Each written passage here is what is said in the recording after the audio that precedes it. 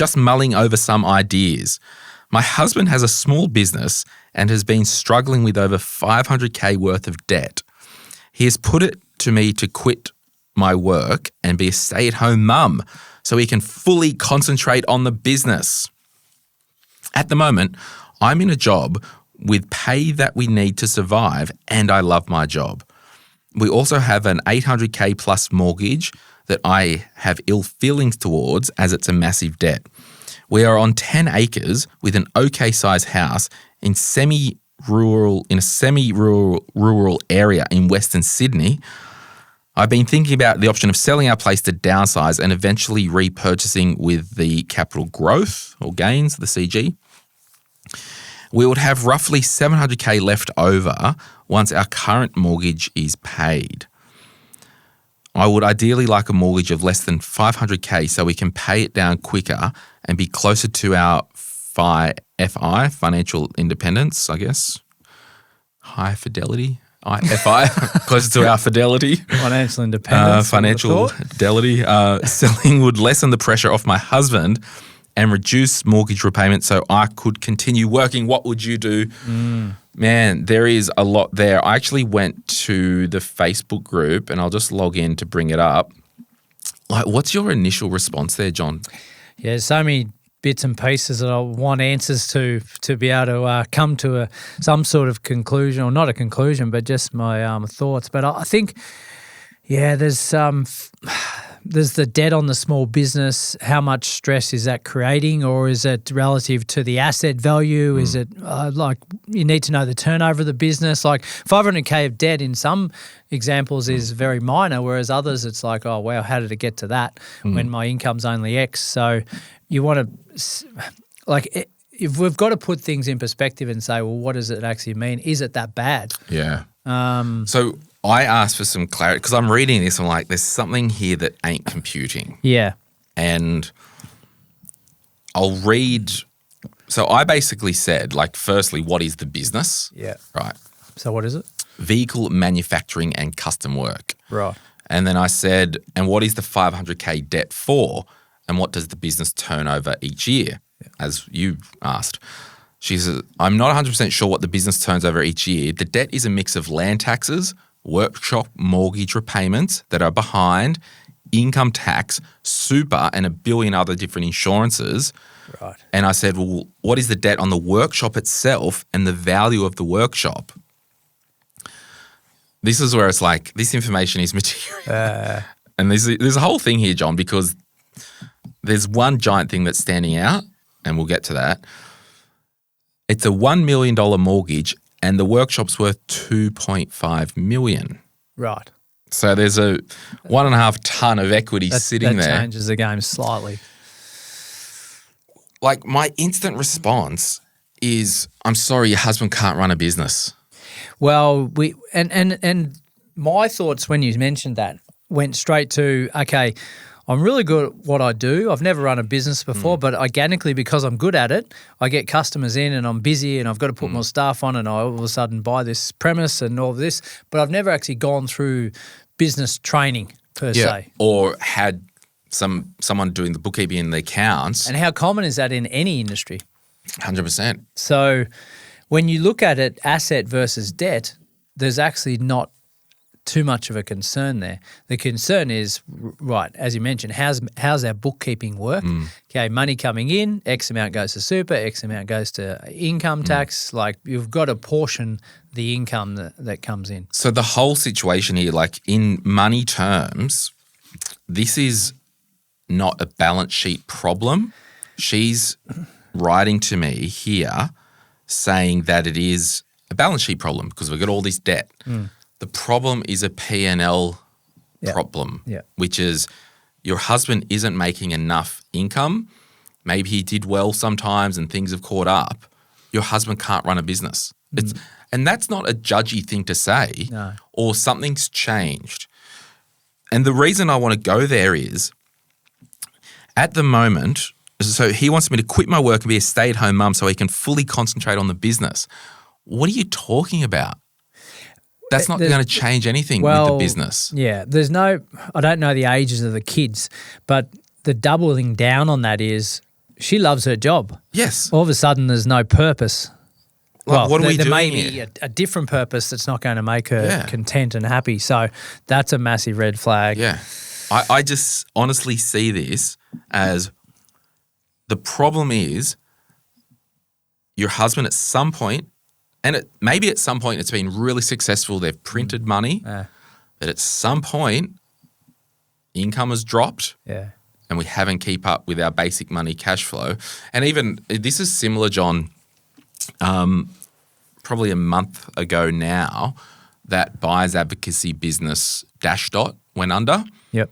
And the letter that they wrote on the website was all these reasons. Yeah. And sure, I don't think they're excuses. There might be explanations that add to the thing that happened. Yeah.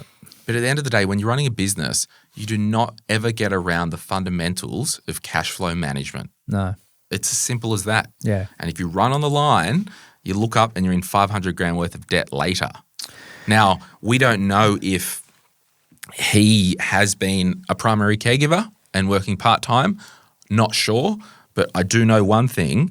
If getting her to quit and be a stay-at-home mum so he can fully concentrate on the business, it ain't going to change it. Well, yeah, there might be a different version of that could work. I don't know, employing someone to take a portion of the load in their life so that he can concentrate on. If we strip this back and go back to when he first started this business, what was he good at? Now, has that changed over time? Is he no longer doing that? Is someone else doing that? Like he goes back to the core talent that he's got in his business and then outsources everything else, or not outsources, but has other people in the business. So don't know the structure of it, but we need to get back to basics here, a cash flow management plan, personal life, business life. So if we pop up the thing back on the screen, we would have – so at the moment they've got an 800K debt and she would like a mortgage of less than 500. That difference isn't big enough to full on – I get it, like less is better, but that's not the problem. The problem is an income issue at the top of the funnel. Yeah. She goes on to say downsize, eventually repurchase with the capital growth. All of that is red flag, out of our control. We don't know what the growth is going to do. It's not going to make you happy. By the sounds of it, you enjoy where you are and the 10 acres you're on, semi-rural, etc. You're not going to get that if you downsize. If it's worse comes to worse, you sell the asset, clear the debt and clear your mortgage and then go and do something you love. So a couple of other – and this is just such rich in things to pick at, these questions. Semi-rural in Western Sydney, last time I checked, they put a new friggin' airport in Western Sydney. 10 acres, like unless it's a bloody – You're not selling that. Oh, but there's like that could be worth millions. I don't know why there's something there. We would have roughly 700K over once the mortgage is paid off. So they're saying it might only be worth under 2 million. Yeah, Western Sydney is a big area, so it could be 40K out. Who knows? But I'm just not knee-jerk reactioning selling the house when this is a business income problem and it's come to a head. I'm probably thinking, Johnny, we've done better in the business of commercial property than car manufacturing. I think it's going to be more of a thing of because just like I just don't see the business at the moment with all this pressure that it's caused paying back that 500K anytime soon. Like if I had a 500K debt in my business, that's a campaign to pay down. Yeah, it's a focus, but it's in essence, it's not as important as the mortgage. Yeah. Because the business debt is, maybe a tax deduction in the business. So, but that's cute, but it's still a cash flow thing. Correct. Yeah. So we go back to basics and sort the cash flow out. Yeah. Somewhere along the line, they've made some good decisions. Yeah. And unless it was all inheritance, they've bought 10 acres and they've bought a commercial premise. Yeah. They've now got conservatively $3.5 to $4 million worth of property. It's actually not that bad. No, that's right. So I'm like literally, this is probably what I would do to bring this to a head. Your husband, I think there is a career issue. He would, and I know he loves custom work and vehicle manufacturing. Something has to change. I think we need to sell the commercial property. I think we need to pay off the debt of that we own in the business and then clear the house mortgage and press restart. So I'm not going that drastic that quickly. I'm a drastic type of guy. You are. I'm saying let's have a conversation and say, well, husband's obviously stressed. Mortgage wants to be reduced, but is it hurting enough for us to make serious change, which is selling the commercial premise, or can we actually get our cash flow right in the business and have a strategy over the next 5 years to wipe the debt and reduce the mortgage? Because when you look at it, $800K mortgage in 2026 is probably standard. Yeah, and that's why I'm like, I don't think there's a huge difference between 500 and 800K when we're talking about residential property in the skirts of Sydney. Just in Sydney, yeah. And I can assure you 10 acres, whether it's subdividable or not, in Western Sydney is highly attractive. Yeah, that's what I'm just so intrigued. I think there's some issues if the husband doesn't think the 500K worth of debt is a problem. I think it's a big problem. Yeah, so the question of... But also, we don't know if the guy's turning over $8 million a year. And how he handles stress or pressure, because everyone adjusts to that in different ways. Yeah. If it's becoming an issue where they're starting to eat into relationship and family's not happy and all that, it's not worth it. Sell the commercial. Like, why should she quit her job to be a stay-at-home mum when she's happy in her career? They need the income. Yeah. Why don't he try and turn up the business and hire staff within, or try and generate enough money to pay for an au pair or whatever they call them? Au pair, yeah. So I don't know. It's easy to say this crap when you're sitting in a shed in Newcastle. Emotion, but he obviously likes what he does if he's saying to her, quit your job, because I'm actually okay with mine. It's just that I'm bleeding some money here. Like, you can like it all you want. If the economics don't stack up, like the fact, like this is the problem, everyone. The fact that there is debt of land taxes and income tax and super, that is critical. Yeah. This is like breaking point, and I don't know if you can turn the business around. I would literally, I would be more scared of the land tax debt than the ATO debt. Well, the most important person other than these two in this conversation is their accountant. They need to be sitting down and Someone's saying, been asleep at the wheel. Yeah, what's going on here? Like, I'm running a business. I'm employing you to, like, have some visibility from the outside in. What should I be forecasting for, etc.? I got an idea, John. What do you got? Got an idea. If only they had a 10-acre block. Let's sell the commercial premises.